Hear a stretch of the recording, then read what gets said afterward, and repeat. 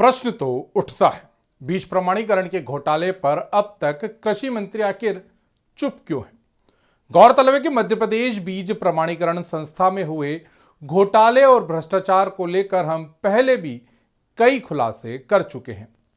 मेरी इस रिपोर्ट के नीचे आपको उन सभी खुलासों की लिंक भी मिल जाएगी। लेकिन कई खुलासे होने के बाद भी इन भ्रष्टाचारियों पर कार्रवाई क्यों नहीं हो रही है, इस बात पर अब कई प्रश्न खड़े हो रहे हैं, जिनके जवाब आज हम इस रिपोर्ट में खोजने की कोशिश करेंगे।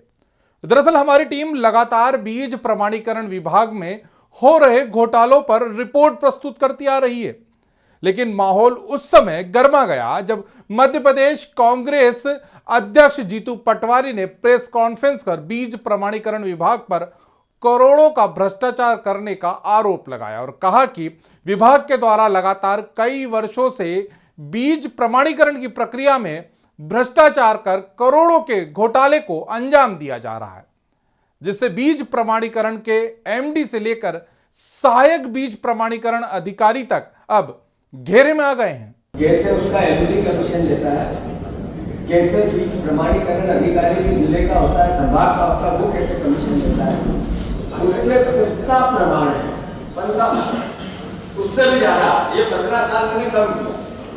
ये इतना बड़ा भ्रष्टाचार है कि जो एक जगह जम गया वो बीज कंपनियां इसका ट्रांसफर नहीं होना उस एरिया, इसलिए ये वो एक मुख्य कड़ी होता है करप्शन करवाना। कृषि मंत्री ऐदल सिंह कंसाना ने कहा, घोटाले का एक भी सबूत उनके सामने रख दिया जाए तो वो जांच करवाकर दोषी अधिकारी के खिलाफ कार्रवाई करेंगे, जिस पर कांग्रेस मीडिया विभाग के प्रमुख मुकेश नायक ने घोटाले के सबूत कृषि मंत्री को भेज दिए, पर इसके बाद भी कृषि मंत्री चुप्पी साधे हुए हैं।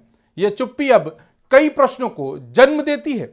मैंने मध्य प्रदेश के कृषि मंत्री को पूरे डॉक्यूमेंट्स के साथ पत्र लिखा था कि जो बीज के प्रमाणीकरण को लेकर घोटाला हुआ है उसकी आप जांच करें, लेकिन दुर्भाग्यजनक स्थिति यह है कि मंत्री जी ने उन्हीं को जांच के लिए नियुक्त कर दिया जो इस घोटाले में शामिल हैं। कृषि मंत्री के दावों पर हम कहना चाहेंगे कि यह बात तो आपने हमसे 4 महीने पहले भी की थी, जिसके सबूत लगातार हमने आपके और जनता के सामने रखे, पर आपने इस पर क्या किया? देखिए, मेरे सामने इस प्रकार की कोई बात आज तक नहीं आई। मुझे 1 महीना करीब हो गया, 1-1.25 महीना हो गया। आज आप पहली दफे आप कह रहे हो, पहले आदमी हो कि इस प्रकार की कोई वो है। इस पर मैंने अभी आपको मालूम है, मैंने निर्देश दिए कि जो बीज प्रमाणीकरण के अधिकारी संभाग को देख रहे हैं लोग, उनको मैंने बुलवाया है और आप चिंता न करें, मेरे टाइम में आप बेफिक्र रहें। इस प्रकार की कोई घोटालेबाज बिल्कुल नहीं चलेगी, चाहे वो बीज प्रमाणीकरण का हो, चाहे और अन्य कोई हो, किसी विभाग में, मेरे विभाग में इस प्रकार की कोई शिकायत नहीं आएगी, मुझे पूरा भरोसा है। अगर वाकई में इन घोटालेबाजों पर कार्रवाई करना चाहते हैं तो सबूत भी आपके पास है और कार्रवाई करने का अधिकार भी आपके पास है, फिर इंतजार किस बात का? क्या एक किसान का बेटा मंत्री बनने के बाद किसानों के साथ घोटाले करने वालों को छोड़ देगा? क्या प्रदेश के किसानों का दर्द कृषि मंत्री को महसूस नहीं हो रहा है? क्या कृषि मंत्री वाकई किसान हितैषी मंत्री है? इन प्रश्नों के जवाब घोटालेबाजों पर कार्रवाई करने के बाद ही पता चलेंगे। जीतू पटवारी जी ने, उनके पास अगर कोई ठोस आधार है, अगर कोई ठोस सबूत है, मुझे आप लिख के दें, अपने लेटर पैड पर लिख के दें, वो लेटर हेड पर, और मैं उसकी जांच कराऊंगा। जो दोषी अधिकारी होगा उसकी कार्रवाई करें।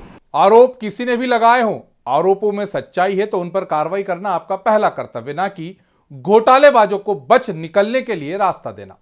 मध्य प्रदेश बीज प्रमाणीकरण संस्था में अभी तक जितने भी घोटालों के आरोप लगे, उनमें से अधिकतर की जांच एक ही बीज प्रमाणीकरण अधिकारी के द्वारा की गई है, जबकि विभाग में उनसे भी सीनियर अधिकारी मौजूद हैं। अधिकतर मामलों में जांच और कार्रवाई के नाम पर खानापूर्ति कर दी गई।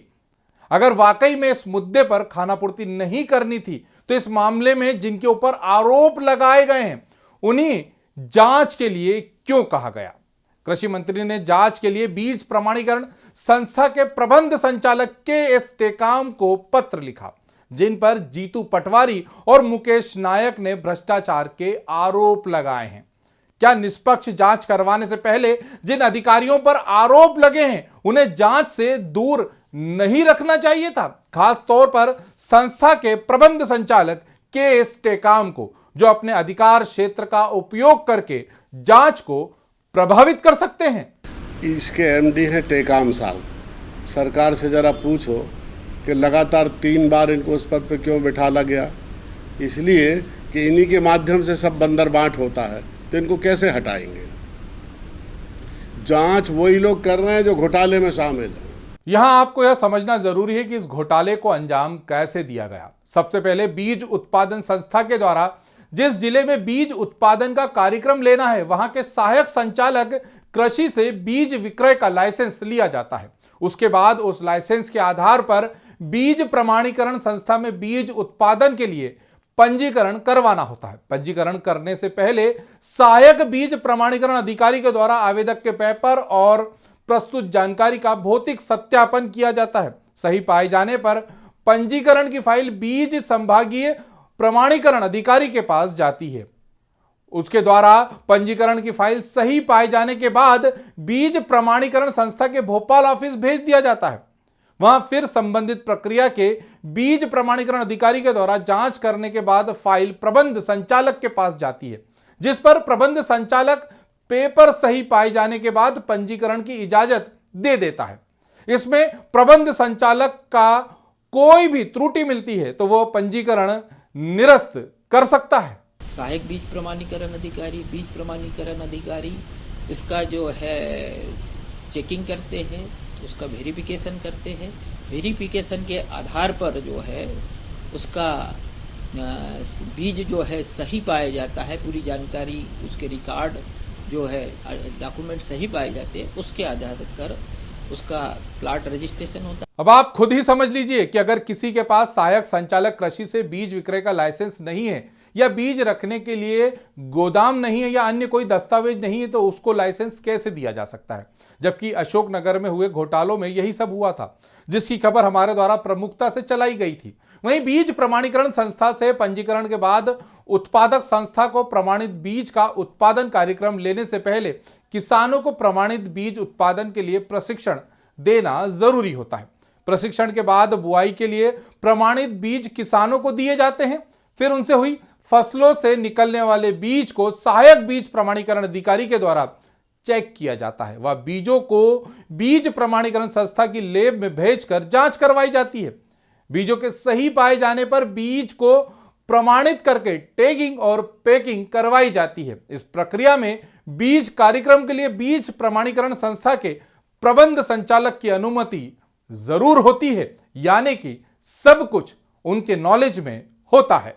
बीज का ऐसा है कि आपका कोई भी बीज उत्पादन कार्यक्रम लेते हैं, इसके लिए ये बीज कहाँ से लिया है, इसकी टैग होना अनिवार्य है, बोरा होना अनिवार्य है, लेवल होना अनिवार्य है और कहाँ से बीज लिया उसका बिल होना अनिवार्य है। इस पूरी प्रक्रिया में घोटालेबाजों के द्वारा बीज उत्पादन कार्यक्रम तो ले लिया जाता है, पर प्रक्रिया का पालन न करके सीधे मार्केट से सस्ते दामों में अनाज खरीदकर अधिकारियों से मिली भगत कर अनाज को प्रमाणित बीज के नाम से मार्केट में करोड़ों रुपए में बेचा जाता है, जो कि नकली बीज होता है। और इस प्रकार घोटालेबाज उत्पादन संस्था और भ्रष्टाचारी अधिकारियों के द्वारा करोड़ों के घोटाले को अंजाम दिया जाता है। अब आप ही सोचिए कि इन घोटालेबाजों और भ्रष्टाचार करने वालों की जांच पर कैसे भरोसा किया जा सकता है? क्या मंत्री जी को इन अधिकारियों को जांच के दौरान किसी अन्य स्थान पर पोस्ट नहीं करना चाहिए था ताकि जांच निष्पक्ष हो चुके? आखिर क्यों ये घोटालेबाज अधिकारी मंत्री जी के प्यारे बने हुए हैं और सालों से बीज प्रमाणीकरण संस्था में जमे हुए हैं? हम तो बस इतना ही कहेंगे कि मंत्री जी, आप एक किसान पुत्र हैं। आपको पता है कि किसान की फसल कितनी मेहनत के बाद रंगत लाती है। आप इन अधिकारियों की कारगुजारी पर आंखें बंद मत कीजिए और इन पर कार्रवाई कर एक नई नजीर पेश कीजिए। नमस्कार।